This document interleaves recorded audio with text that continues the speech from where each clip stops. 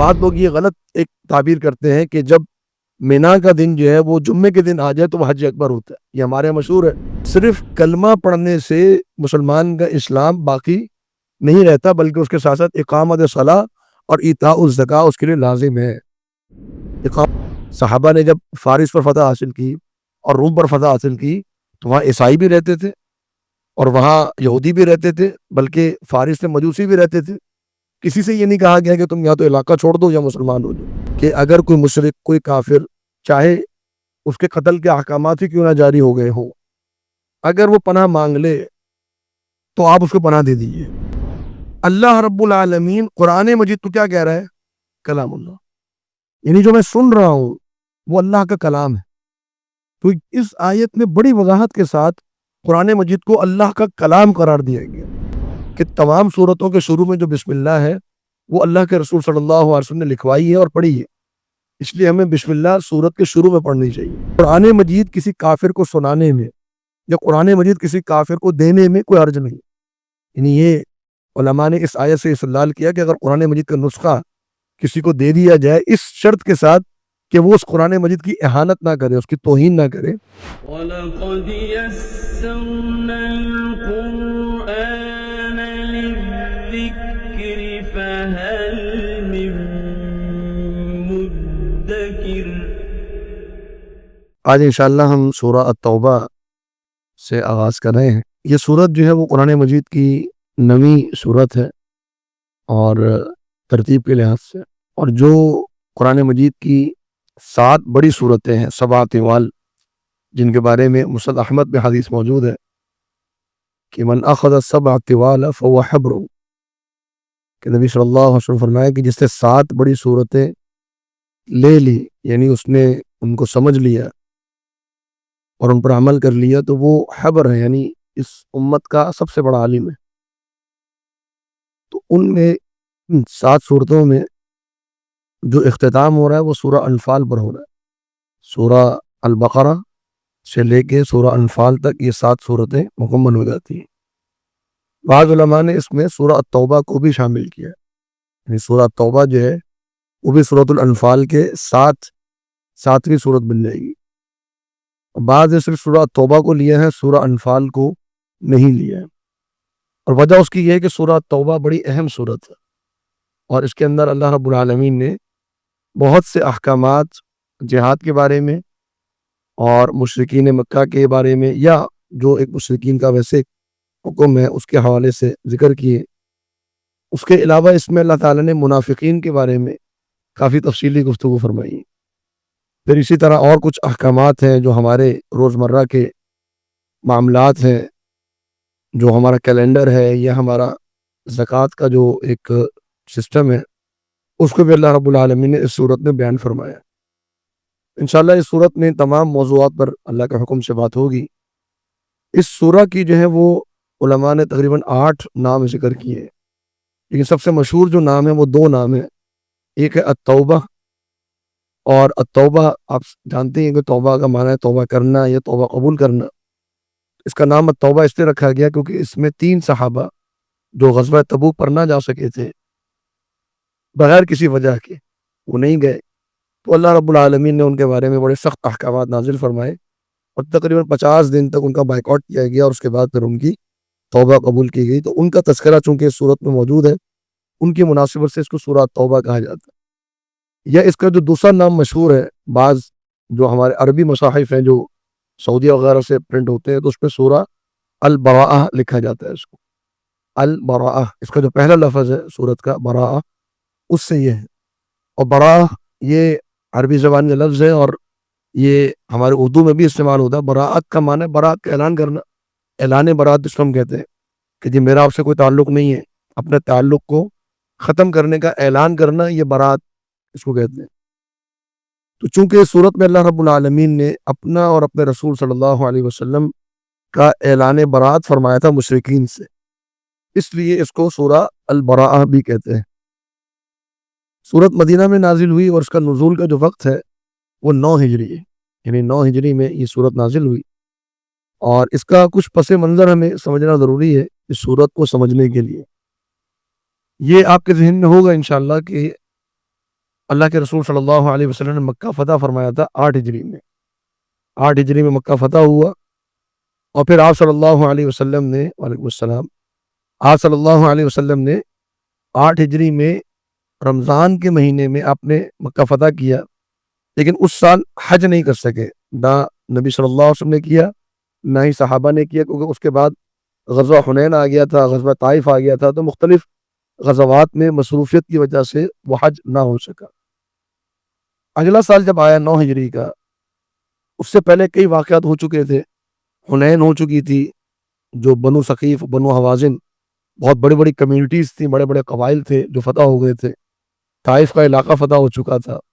پھر نبی صلی اللہ علیہ وسلم جو ہے وہ غزوہ تبوک کر چکے تھے, اور آپ جو ہے رومیوں کو شکست دے چکے تھے. تو پورے علاقے میں, پورے حجاز میں مسلمان قابض ہو چکے تھے, یعنی مسلمانوں کے کنٹرول میں آ گیا تھا پورا حجاز. یمن اور نجران کی جو جزیہ دینا یعنی ٹیکس دینے پر صلح کر لی تھی کہ ہم آپ کو جزیہ دیں گے اور ہم اب آپ سے لڑائی نہیں کریں گے. تو یہ یمن کا پورا علاقہ, یہ سعودی عرب جو آج کا ہے, یہ پورا علاقہ جو ہے وہ نبی صلی اللہ علیہ وسلم کے اور صحابہ کے کنٹرول میں آ چکا تھا. تو 9 ہجری میں پہلا حج کیا مسلمانوں نے, اور امیر الحج جو تھے وہ جناب ابوبکر صدیق رضی اللہ عنہ تھے. نبی صلی اللہ علیہ وسلم حج کے لیے تشریف نہیں لے کر گئے, اور اس کی کچھ وجوہات تھیں, جن میں وجہ یہ تھی کہ مشرکین چونکہ موجود تھے مکہ میں, تو انہوں نے اپنی جو رسوم و رواج تھی وہ کرنی تھی حج کے موقع پر, اور بڑے ہی عجیب و غریب قسم کی ان کی رسوم و رواج تھیں. بے لباس ہو کر طواف کیا کرتے تھے, عجیب و غریب نعرے بلند کرتے تھے. تو اس قسم کے معاملات تھے جس وجہ سے نبی صلی اللہ علیہ وسلم نے اس سال حج نہیں فرمایا. جناب ابوبکر صدیق رضی اللہ عنہ کی قیادت میں مدینہ سے قافلہ گیا, حج کیا. جب جناب ابوبکر صدیق رضی اللہ عنہ چلے گئے تو اللہ رب العالمین نے اس صورت کا نزول فرمایا, اس کی جو ابتدائی آیات ہیں وہ نازل کی گئی. تو نبی صلی اللہ علیہ وسلم نے جناب علی بن ابی طالب رضی اللہ عنہ کو یہ آیات دیں اور فرمایا کہ جاؤ اور حج میں جا کر ان آیات کو پڑھنا, یہ اللہ رب العالمین کی طرف سے اعلان ہے. تو جناب علی رضی اللہ تعالیٰ عنہ یہ آیات لے کر مکہ پہنچے. تو جناب ابوبکر صدیق رضی اللہ عنہ نے پوچھا کہ آپ کو امیر بنا کر بھیجا گیا ہے یا مأمور بنا کر بھیجا گیا ہے, امیرن ام مأمورا, کہ آپ مجھے ہٹا کر آپ کو امیر بنایا گیا ہے یا آپ میری عمارت کے اندر ہیں؟ تو فرمایا کہ بل مأمورا, میں آپ کی عمارت کے اندر ہی ہوں, لیکن مجھے یہ ذمہ داری دے کر بھیجا گیا ہے کہ اس صورت کا میں اعلان کروں. تو اس صورت کو پڑھا گیا مشرکین مکہ کے اوپر یوم النحر 10 ذی الحجہ کو.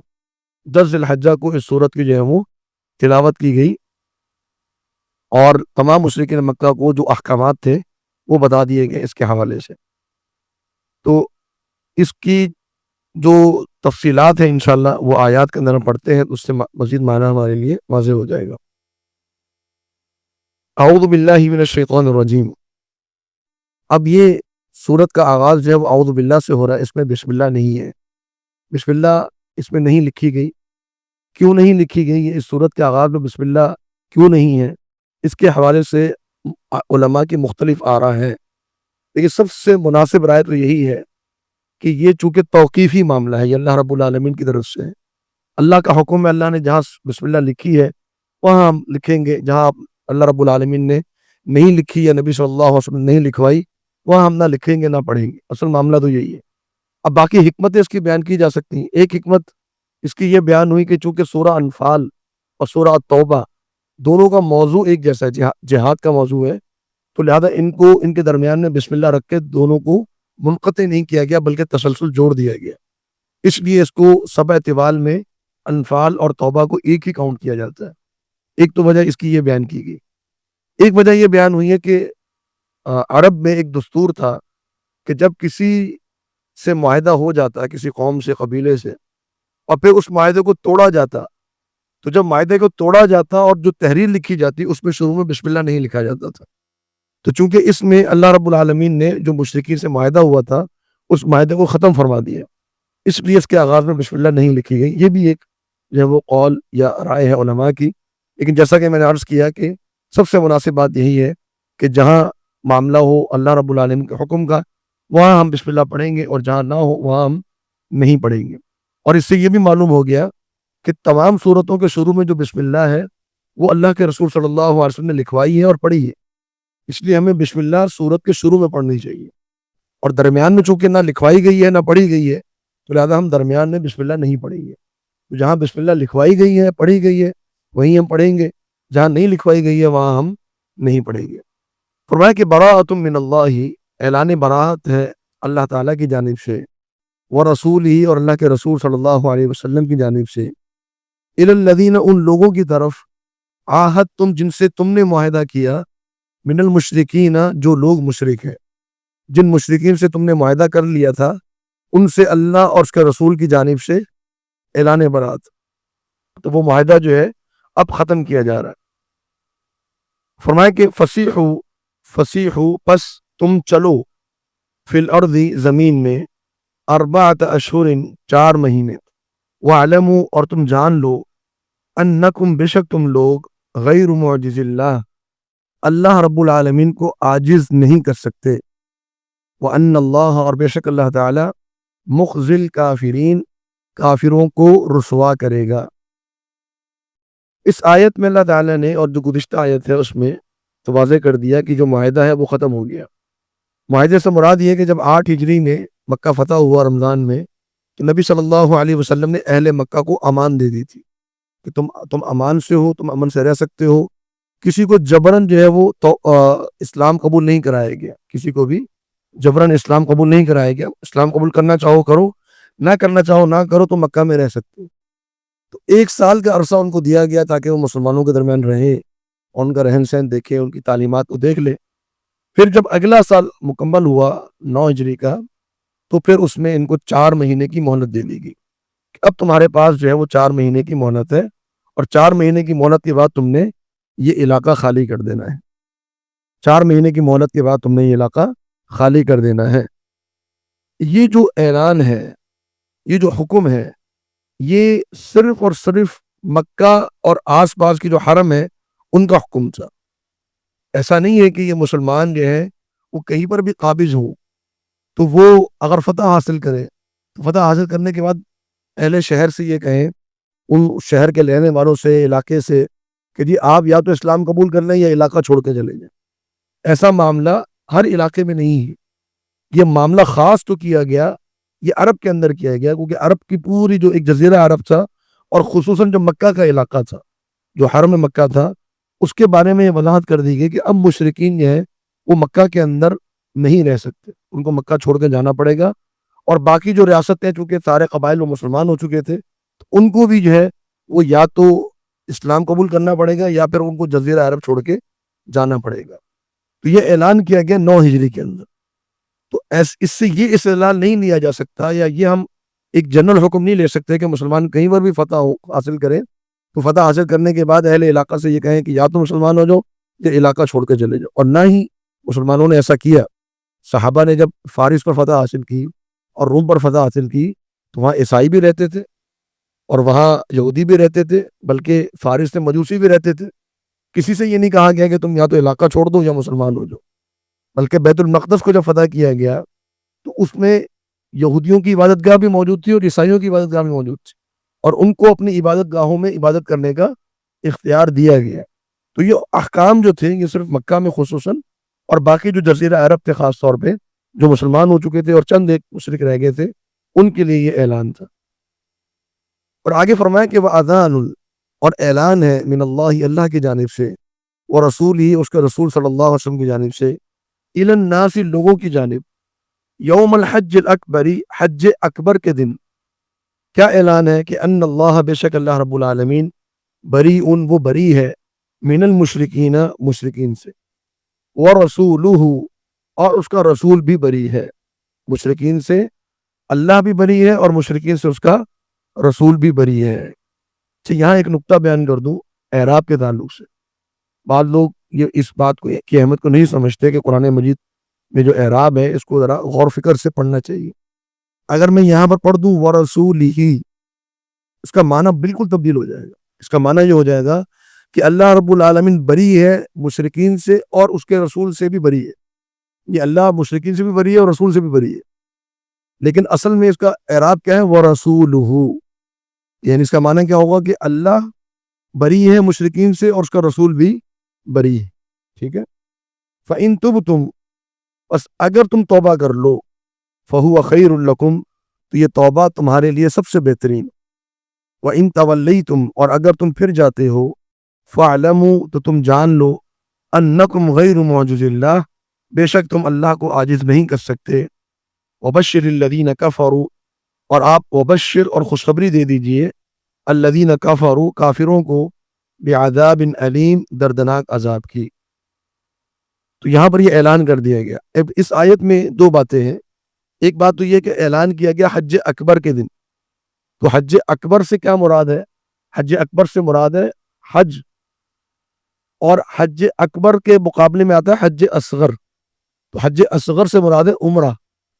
بعض لوگ یہ غلط ایک تعبیر کرتے ہیں کہ جب مینا کا دن جو ہے وہ جمعے کے دن آ جائے تو وہ حج اکبر ہوتا ہے. یہ ہمارے یہاں مشہور ہے اور یہ بات غلط ہے.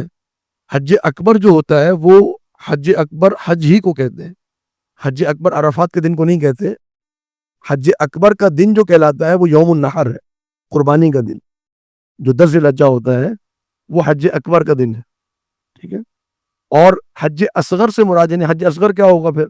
حج اصغر جو ہے وہ عمرہ ہے. تو عرب میں یہ معروف تھا حج اکبر اور حج اصغر. تو حج اکبر کے دن سے مراد جو ہے وہ 10 ذی الحجہ ہے، یعنی جو یوم النحر اس کو ہم کہتے ہیں کہ جس دن لوگ قربانی کرتے ہیں اور جس دن جو ہے وہ رمی کی جاتی ہے اور طواف کیا جاتا ہے.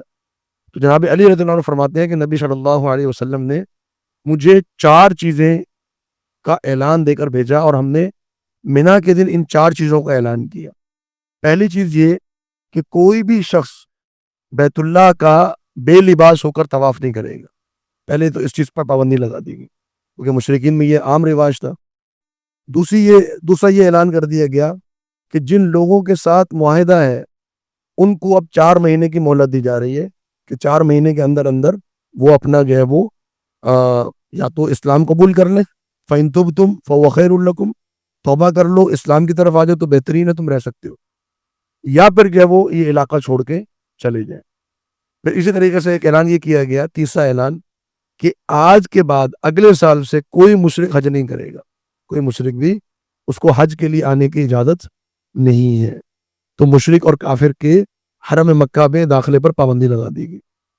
اور چوتھی چیز یہ کہ جن لوگوں سے نبی صلی اللہ علیہ وسلم نے معاہدہ کیا ہوا تھا اور ان کو کوئی وقت دیا ہوا تھا تو ان لوگوں کا معاہدہ برقرار ہے. اصل میں مشرکین مکہ کی 4 اقسام تھی. ایک وہ لوگ تھے کہ جن سے نبی صلی اللہ علیہ وسلم نے فتح مکہ سے پہلے معاہدہ کیا، جو صلح حدیبیہ کے موقع پر معاہدہ کیا گیا. ان کے معاہدے کو برقرار رکھا گیا. نبی صلی اللہ علیہ وسلم نے صلح حدیبیہ کے موقع پر ایک قبیلہ تھا بنو خزاعہ کے نام سے، بڑا قبیلہ ہے عرب کا، ان سے معاہدہ کیا کہ اب تم ہمارے حلیف ہو اور ہم تم سے 10 سال تک جنگ نہیں کریں گے، تم ہمارے حلیف ہو. تو ان کی مدت چونکہ 10 سال تک کی تھی تو اللہ رب العالمین نے ان کی مدت کو برقرار رکھا، جیسا کہ اگلی آیت میں آ رہا ہے. تو یہی اعلان جناب علی نے کیا کہ جن لوگوں سے نبی صلی اللہ علیہ وسلم نے فتح مکہ سے پہلے اور صلح حدیبیہ کے موقع پر معاہدہ کیا تھا ان کے معاہدے کی مدت برقرار ہے. اور جن لوگوں سے فتح مکہ کے بعد معاہدہ کیا گیا، چاہے ان کا معاہدہ جو ہے وہ کوئی مدت مقرر کی گئی ہو، چاہے مدت مقرر نہ کی گئی ہو، چاہے ان کو جنرل امان دے دی گئی ہو، تو ان کے لیے صرف اور صرف 4 مہینے کی مہلت ہے. 4 مہینے کے اندر اندر وہ اپنا یا تو دین قبول کر لیں، دین تبدیل کر لیں، مسلمان ہو جائیں، یا پھر اپنے علاقہ چھوڑ کے چلے جائیں. تو یہ 2 باتیں اس آیت کے اندر بیان کی گئی.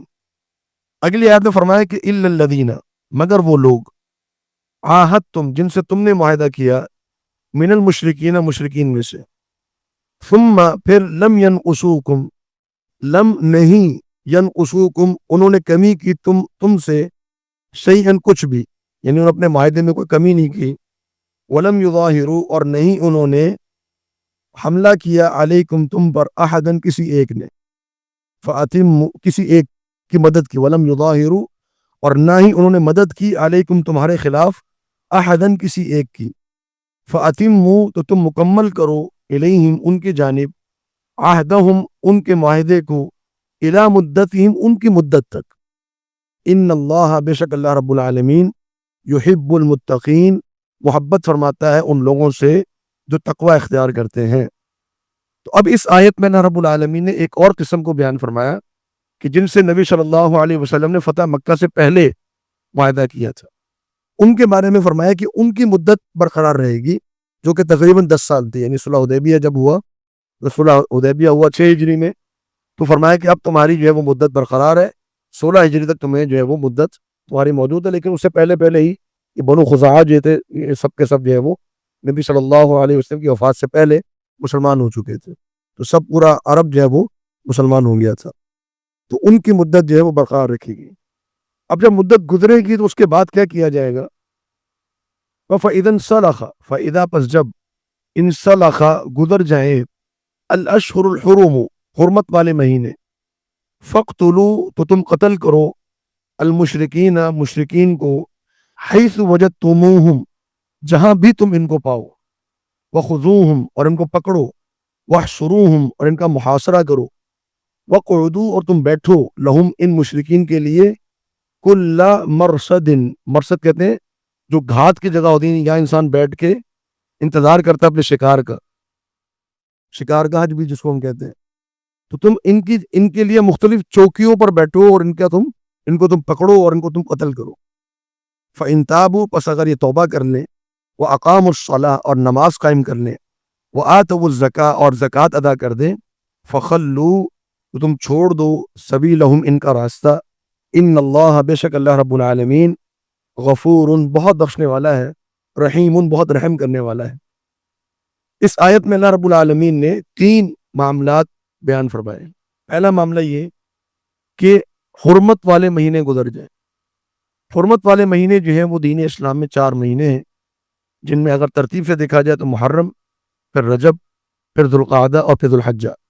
لیکن عموماً علماء اس کی ترتیب جو بیان کرتے ہیں وہ ذوالقعدہ سے شروع کرتے ہیں، ذوالقعدہ، ذوالحجہ، محرم اور پھر رجب.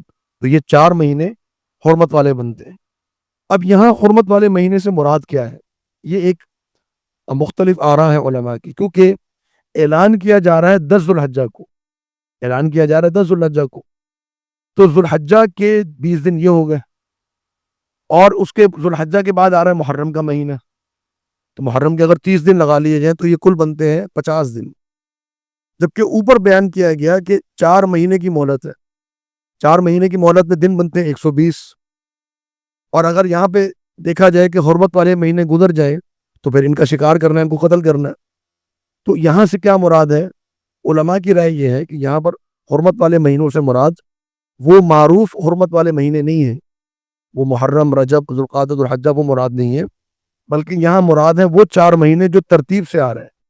یعنی 20 دن جو ہے وہ اس کے ذوالحجہ کے، پھر محرم، پھر صفر، پھر رجب اور پھر جمادی الاول. تو یہ حرمت والے مہینے ہیں، یعنی ان کے اندر اللہ رب العالمین نے حرام کر دیا ان کو قتل کرنا، کیونکہ ان کو امان دے دی گئی. اب ان کے لیے امان موجود ہے کہ اس وقت تک جو ہے یہ اپنی امان میں رہ سکتے ہیں اور ان کو کوئی قتل نہیں کرے گا.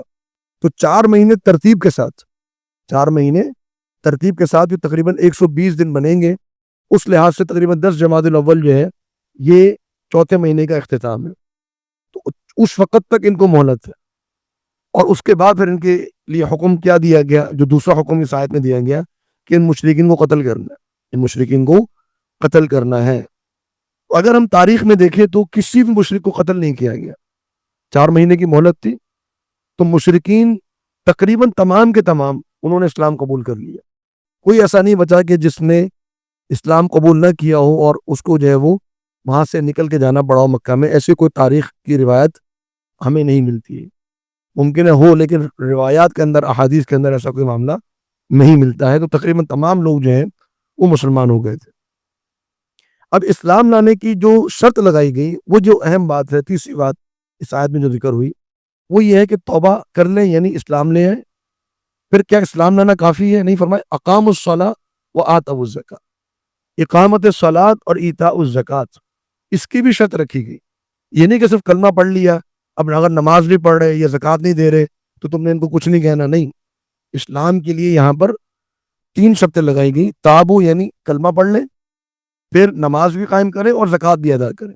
اس لیے علماء کہتے ہیں کہ صرف کلمہ پڑھنے سے مسلمان کا اسلام باقی نہیں رہتا، بلکہ اس کے ساتھ ساتھ اقامت صلاح اور ایتاء الزکاۃ اس کے لیے لازم ہے۔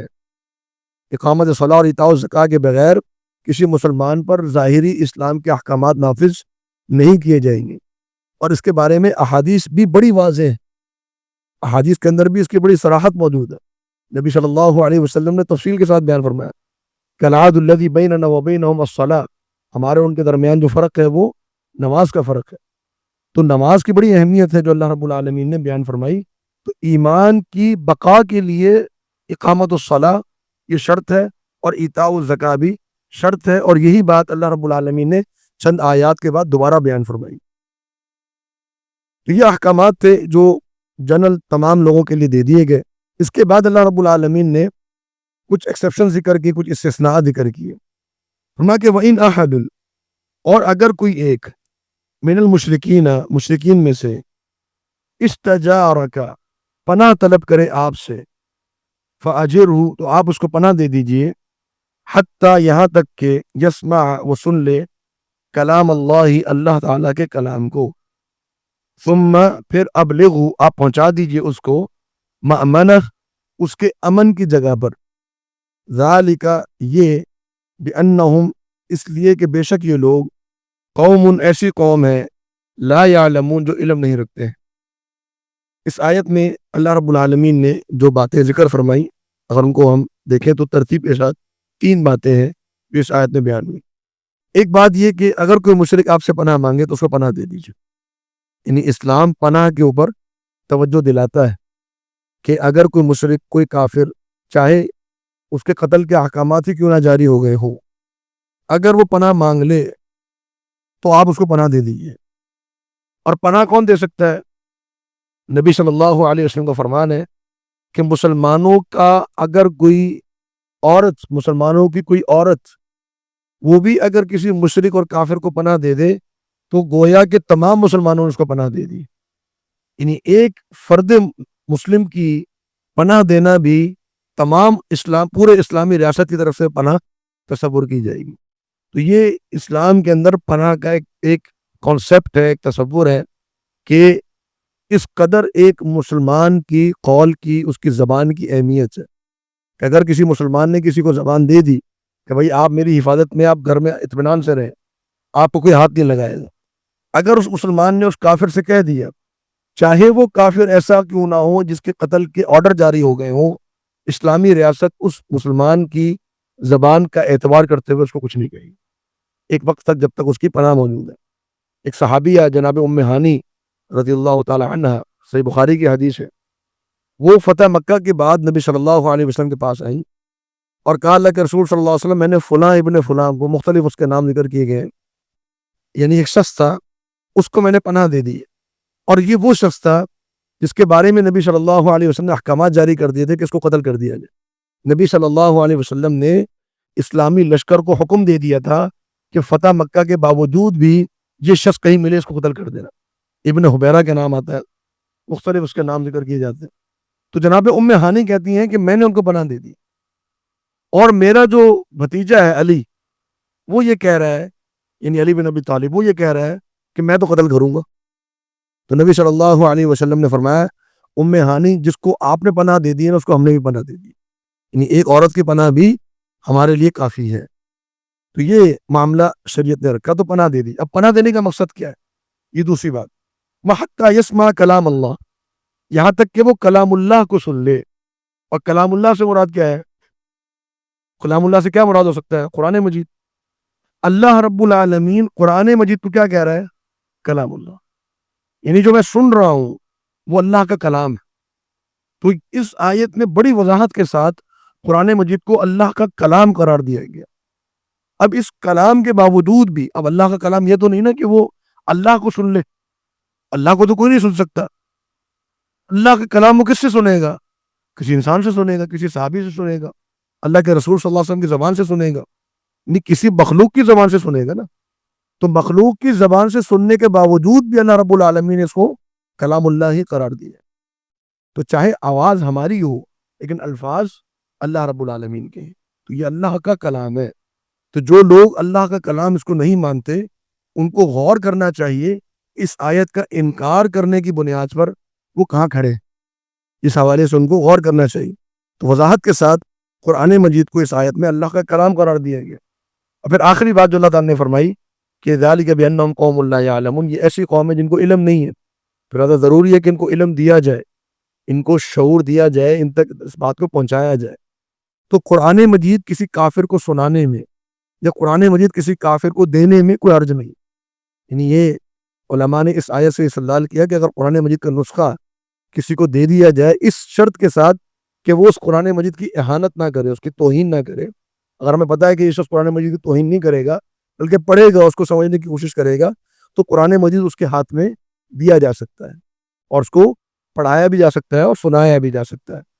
لیکن ایک آج کل جو ایک اور طریقہ کار جو چلا ہوا آج کل، خاص طور پہ میں نے دیکھا یورپ امریکہ وغیرہ میں، کہ انہوں نے کیا کیا کہ قرآن مجید کی عربی کو نکال دیا اور صرف ٹرانسلیشن جو ہے وہ سیکوینس میں ترتیب کے ساتھ دی ہوئی ہے قرآن مجید کے حوالے سے۔ تو یہ بھی ایک اچھا طریقہ ہے، اس سے مزید انسان جو ہے وہ قرآن مجید کی کے احترام کو محفوظ کر لیتا ہے۔ لیکن اگر ویسے بھی دینا ہو کہ جس پہ قرآن بھی لکھا ہوا ہے، ترجمہ بھی لکھا ہوا ہے، تو وہ بھی دیا جا سکتا ہے، علماء نے اس سے استدلال کیا۔ آگے فرمایا کہ کیف یکون للمشرکین عہد، اب یہاں مشرکین کی بعض صفات کو بیان کیا جا رہا ہے۔ کیف، کیسے، یکون ہو سکتا ہے، للمشرکین، مشرکین کے لیے، عہد کوئی معاہدہ، عند اللہ اللہ کے ہاں، وعند رسولی اور اللہ کے رسول صلی اللہ علیہ وسلم کے ہاں۔ اللہ رب العالمین نہیں مشرکین سے معاہدہ کرتا، اللہ رب العالمین کسی سے معاہدہ نہیں کرتا۔ کیوں نہیں کرتا؟ کیونکہ اللہ رب العالمین کو مشرکین پسند نہیں ہے، لیکن ضرورت کے تحت اگر کوئی معاہدہ کر لیا جائے تو اللہ رب العالمین اس کو برقرار رکھتا ہے۔ تو فرمایا کہ مشرکین کا معاہدہ اللہ رب العالمین کے نزدیک پسندیدہ نہیں ہے، یہ اللہ رب العالمین معاہدہ نہیں فرماتا مشرکین سے۔ الا الذین، مگر وہ لوگ، عاہدتم، جن سے تم نے معاہدہ کیا، عند المسجد الحرام، مسجد حرام کے قریب۔ اس سے مراد کون لوگ ہیں؟ اس سے مراد ہیں وہی لوگ جن سے نبی صلی اللہ علیہ وسلم نے صلح حدیبیہ کے موقع پر معاہدہ کیا تھا، اور چونکہ حدیبیہ کا مقام جو ہے وہ مکہ کے قریب تھا، اس لیے اس کو فرمایا کہ عند المسجد الحرام۔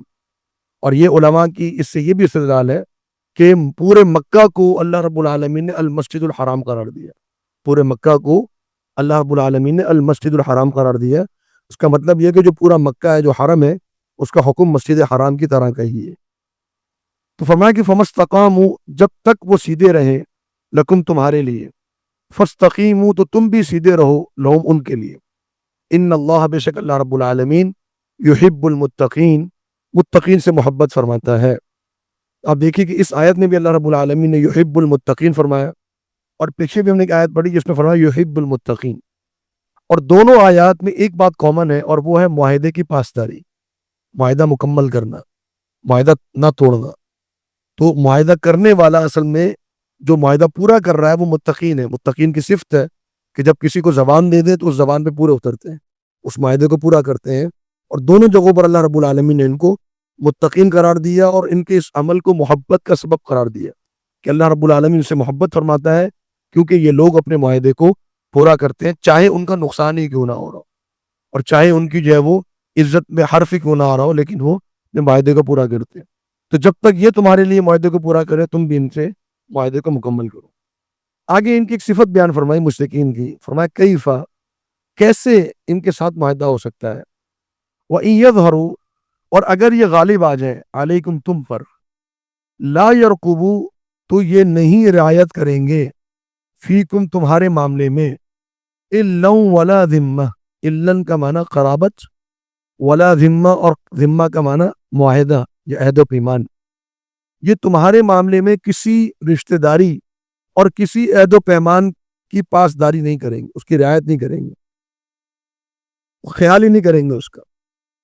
یعنی اگر یہ تم پر غالب آ جائے، یعنی تصور کیجئے کہ نبی صلی اللہ علیہ وسلم نے مکہ فتح کیا اور آپ نے وہاں کے جو مشرکین تھے ان سے کہا کہ لا تثریب علیکم اليوم، آج تم سے کوئی سزا تم پر نہیں ہے، کوئی تم سے جرمانہ نہیں لیا جائے گا، کوئی تمہارے جو ہے وہ سزا نہیں دی جائے گی۔ یہی مشرکین اللہ نہ کرے اگر یہ مدینہ فتح کر لیتے تو یہ مسلمانوں کا کیا حال کرتے، یہ انسان کو سوچنے کی ضرورت ہے۔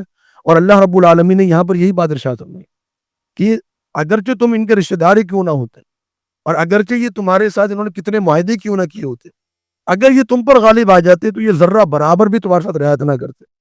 تم تو آج ان سے معاہدہ کر رہے ہو، اور اللہ رب العالمین نے اس معاہدے کو برقرار بھی رکھا اور ان کو بھی 4 مہینے کی مہلت بھی دے دی ہے، لیکن اگر یہ تم پر غالب آتے نا اور تم نے ان سے کوئی معاہدہ کیا ہوتا، یہ اس معاہدے کا بالکل خیال نہ کرتے۔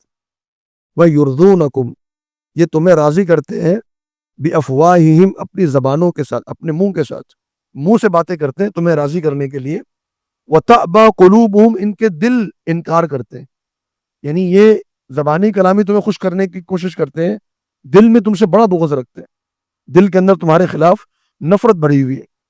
وَأَكْثَرُهُمْ، اور ان کی اکثریت جو ہے، فاسقون، وہ نافرمان ہے، اللہ کی نافرمان ہے، اللہ کے باغی ہیں۔ تو یہ اگر تم پر غالب آ جاتے تو پھر جو تمہارا حشر کرتے وہ تم سوچ بھی نہیں سکتے۔ اور یہ ہوا، کتنے ہی مقامات پر جو ہے یہ معاملات ہوئے۔ مسلمانوں نے اپنی تاریخ میں دیکھا کہ جب بھی کافروں نے، چاہے وہ یہودی ہوں، چاہے وہ عیسائی ہوں، چاہے وہ مجوسی ہوں، چاہے وہ لادین ہوں، چاہے وہ بدھ مت سے تعلق رکھتے ہوں، انہوں نے جب بھی مسلمانوں پر غلبہ حاصل کیا ہے، مسلمانوں کے ساتھ انہوں نے وہ سلوک کیا ہے کہ تاریخ میں وہ داستان رقم ہوگی۔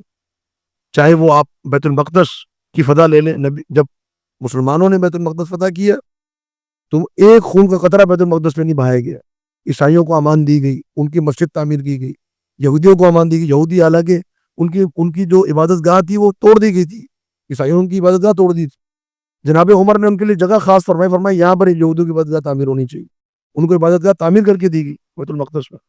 یہ مسلمانوں کا رویہ، ہر جگہ یہی ہوتا۔ اور پھر جب عیسائی غالب آئے بیت المقدس پہ تو بیت المقدس کی گلیاں خون سے بھر گئی تھی، یہ حال کیا انہوں نے۔ اندلس میں عیسائی غالب آئے تھے، جو اسپین کا علاقہ ہے، اور عیسائی غالب آئے مسلمانوں کی مدد سے۔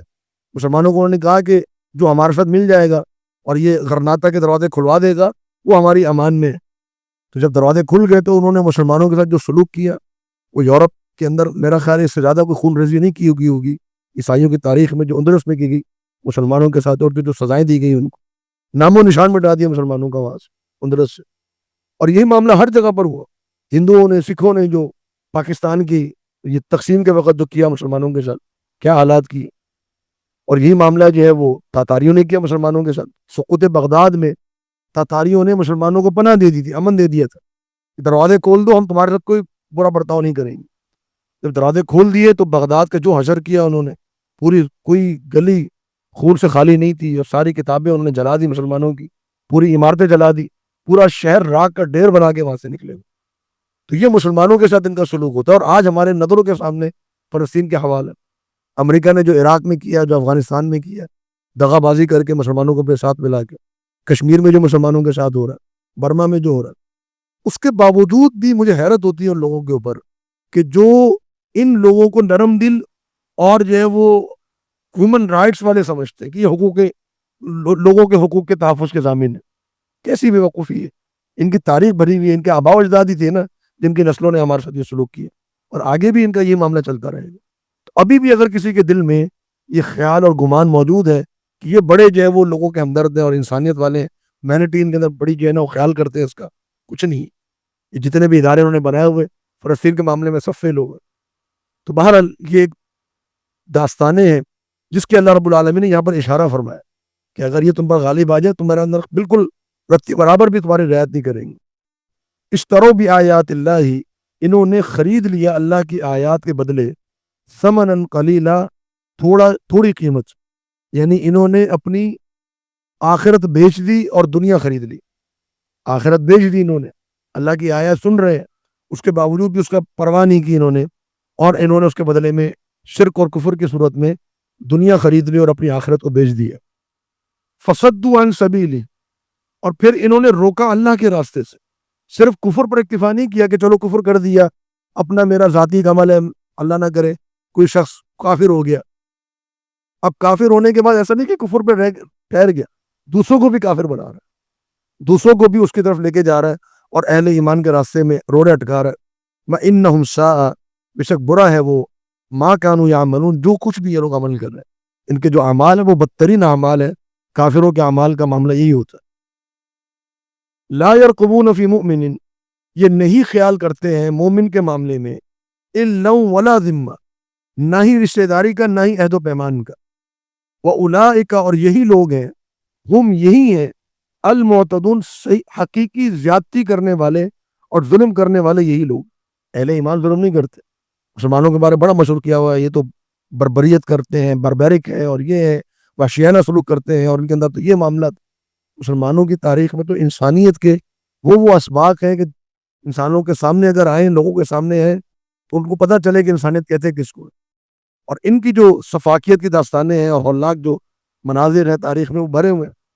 اور آج بھی اگر آپ انڈیا کی مثال لے لیں، انڈیا کے اندر جو اب مسلمانوں کے ساتھ سلوک کیا جا رہا ہے، حالانکہ مسلمانوں کو کہا گیا کہ جی ہمارے ساتھ رہیں، آپ امن و امان سے رہیں گے، ہماری ریاست سیکولر ریاست ہوگی۔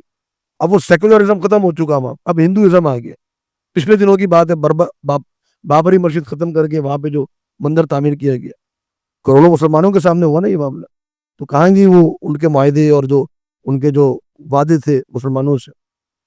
تو لہذا یہ ایک حقیقت ہے جس کو ہمیں ادراک کرنا چاہیے اور جس کو ہمیں قبول کر لینا چاہیے۔ فَإِن تَابُوا، بس اگر یہ توبہ کر لیں، یعنی اسلام قبول کر لیں، وَأَقَامُوا الصَّلَاةَ، اور نماز قائم کر لیں، وَآتَوُا الزَّكَاةَ، اور زکوٰۃ ادا کر دیں، فَإِخْوَانُكُمْ فِي الدِّينِ، تو پھر یہ دینی تمہارے بھائی ہیں، پھر ان سے دینی تمہارا ایک بھائی چارگی کا ایک تعلق ہے۔ وَنُفَصِّلُ الْآيَاتِ، اور ہم تفصیل سے بیان کرتے ہیں آیات کو، لِقَوْمٍ يَعْلَمُونَ، ایسی قوم کے لیے جو علم رکھتی ہو۔ اہل ایمان تم علم رکھتے ہو، تمہارے لیے تفصیل سے معاملات بیان کیے جا رہے ہیں تاکہ کافروں کی حقیقت سے آگاہ ہو جاؤ اور ان کی حقیقت کو جان لو۔ اور جب تک یہ توبہ کر کے نماز قائم نہیں کرتے، زکوٰۃ ادا نہیں کرتے، اس وقت تک یہ تمہارے دینی بھائی نہیں ہیں۔ تو ایک کلمہ پڑھ لینے سے، پھر وہی بات، صرف کلمہ پڑھ لینے سے دینی اخوت قائم نہیں ہوتی۔ دینی اخوت کے لیے اقامت الصلاۃ اور ایتاء الزکوٰۃ یہ اولین فریضہ ہے۔ یہ وہ معاملات ہیں کہ جس کی جو ہے وہ جس کو چھوڑنے کی اجازت مکہ میں بھی نہیں دی گئی تھی، جس کو چھوڑنے کی اجازت مکہ میں بھی نہیں دی گئی تھی۔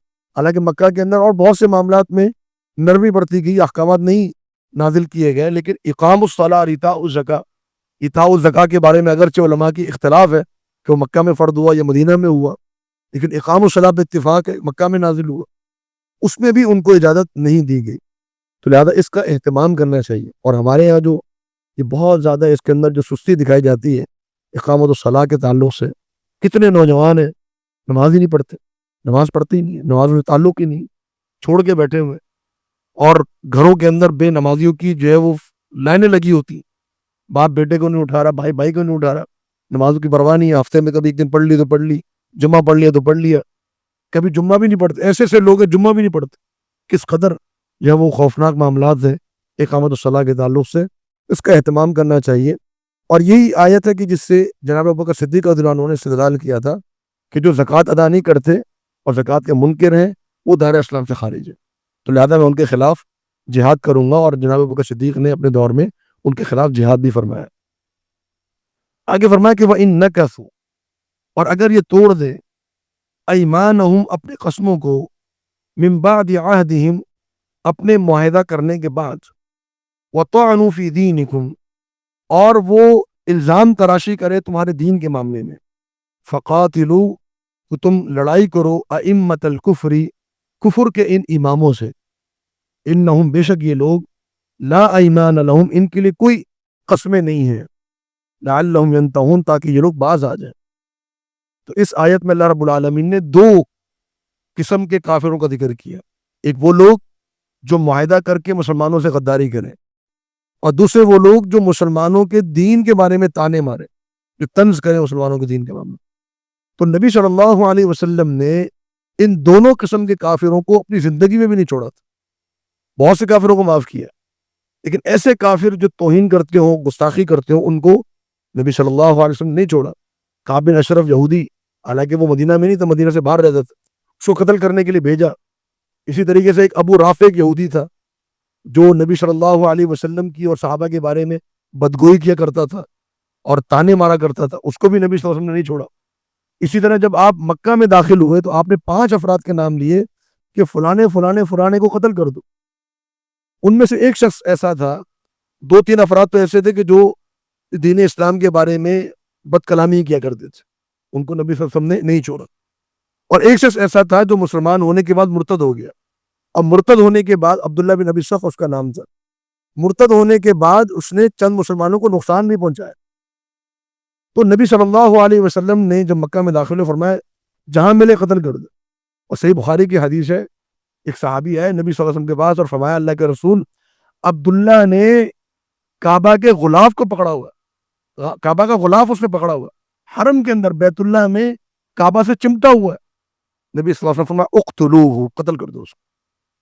کعبۃ اللہ میں، بیت اللہ میں غلاف کعبہ کو چمٹا ہوا شخص، اس کی گردن اڑا دی اس بنیاد پر اس نے مسلمانوں سے غداری کی ہے اور مسلمانوں کے دین میں مذاق اڑاتا ہے۔ تو یہ مسلمانوں کی غیرت جو ہے وہ اس چیز کو نہیں برداشت کر سکتی، اور دین اسلام نے کہا ہے کہ اس معاملے میں اپنی غیرت کو جگائے رکھو، کہ جو تمہارے دین کے معاملے میں تم تان کرے، تمہارے دین کی جو شاعر ہیں ان کی توہین کرے، گستاخی کرے، ان سے قتال کرنا۔ بلکہ قتال کیسے کرنا؟ فرمایا ائمۃ الکفر، یہ کفر کے امام ہیں، ائمۃ الکفر ہیں، ان سے قتال لازمی ہے۔ لیکن یہاں پر کچھ اسلوب ہیں جو ہمیں ذہن میں رکھنے چاہیے۔ ایسا نہیں کہ ہمارے سامنے کوئی گستاخی کر دے معاذ اللہ تو ہم فوراً طرف کی گردن اڑا دیں، تو ہمیں انفرادی طور پہ اس عمل کی اجازت نہیں ہے۔ حاکم کی ذمہ داری ہے اس معاملے میں وہ اقدامات اٹھائیں۔ تو میں انفرادی طور پہ کسی ریاست میں، معاشرے میں رہتے ہوئے یہ قدم نہیں اٹھا سکتا۔ اگر کسی نے اٹھا لیا تو اس کے کیس کو اسٹڈی کیا جائے گا، وہ ایک الگ معاملہ ہے، لیکن اس کیس کو انفرادی طور پہ لینا یہ ہمارے لیے جائز نہیں ہے۔ اور اس کی وجہ سے بہت سے معاملات جو ہیں وہ غلط ہوتے۔ بسا اوقات ایک مسلمان کسی اور کو گستاخ سمجھ کے قتل کر دیتا ہے، حالانکہ وہ بھی مسلمان تھا، میرے عقیدے کے مطابق اس نے بات نہیں کی، نور مجھے، اس نے نبی صلی اللہ علیہ وسلم کو نور نہیں مانا، قتل کر دو اس کو۔ اس نے جو ہے نبی صلی اللہ علیہ وسلم کو حاضر ناظر نہیں مانا، یہ گستاخ رسول، اس کو قتل کر دو۔ اس قسم کے معاملات میں جب جہالت عام ہو، اس کی جو ہے وہ اجتماعی انفرادی طور پہ اجازت شریعت نے نہیں دی۔ تو لہذا لیکن ایک حاکم کی، ایک اسلامی ریاست کی، اور جو ریاست کے جو نمائندہ لوگ ہیں، جو بڑے لوگ ہیں، ان کی ذمہ داری بنتی ہے کہ اگر ریاست کے اندر یا اس سوسائٹی میں یا کہیں پر بھی، اس سوسائٹی سے باہر بھی کوئی شخص ایسا ہے جو مسلسل مسلمانوں کی شاعر کی اور انبیاء کی اور قرآن مجید کی توہین کر رہا ہو، تو اس کے قتل کا بندوبست کریں اور اس کے حوالے سے لشکر کو روانہ کیا جائے۔ وَلَقَدْ يَسَّرْنَا